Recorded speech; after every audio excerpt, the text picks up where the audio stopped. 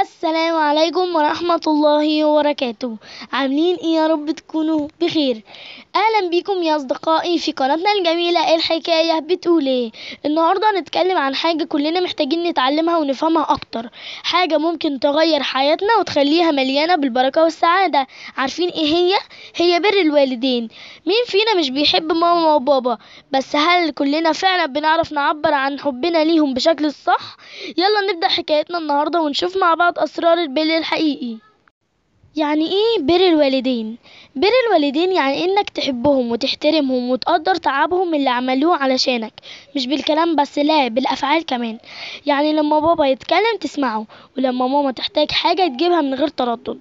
واهم حاجة تبقى فاكر ان اللي بتعمله ده مش مجرد واجب، ده رد جميل بسيط على اللي عملوه علشانك. طيب ليه بنقول ان بر الوالدين حاجة مهمة؟ لان ماما وبابا هما السبب بعد ربنا اننا بقينا هنا، شالونا وربونا وتعبوا علشاننا، وحتى لو حصل منهم حاجة زعلتنا كانوا دايما عايزين مصلحتنا في الآخر. ليه مهم نبر والدينا؟ تخيلوا معايا لما نبقى قريبين من ماما وبابا ودايما بنحترمهم، بنحس براحة نفسية وبركة غريبة بتحصل في حياتنا. حتى الدراسات العلمية بتأكد ان الناس اللي علاقتهم بأهلهم قوية بيكونوا ناجحين اكتر وسعداء اكتر. ده غير كمان اننا بنبقى قدوة لاخواتنا الصغيرين او لاولادنا في المستقبل. وبر الوالدين مش شرط يكون في الحاجات الكبيرة، ده ممكن يبقى في تفاصيل صغيرة، زي انك لما ترجع البيت تقولهم ازيكم محتاجين حاجة، او حتى كلمة طيبة تخليهم مبسوطين طول اليوم. الحاجات البسيطة اللي ممكن تكون عقوق. طب زي ما في حاجات بسيطة نقدر نبر بيها والدينا، في حاجات صغيرة ممكن تعتبر عقوق واحنا مش واخدين بالنا، زي انك لما تتجاهلهم لما ينادوك، او انك ترفع صوتك عليهم حتى لو كنت متضايق، او لو فضلت نفسك عليهم في وقت كانوا محتاجينك فيه.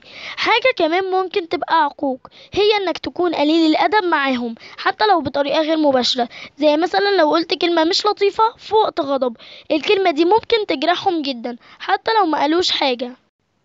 طب انا لو كنت عاقب اهلي اعمل ايه؟ بصوا يا اصدقائي، مفيش حد معصوم من الغلط. لو حسيت انك كنت عاق او زعلت اهلك في يوم من الايام، دايما في فرصة تصلح الامور. اول خطوة، اعتذر حتى لو حسيت ان الموضوع صغير، كلمة اسف ليها مفعول السحر. تاني خطوة، ابدأ من جديد، حاول تساعدهم في اللي يقدروا عليه حتى لو حاجة بسيطة زي ترتيب البيت او الكلام معاهم.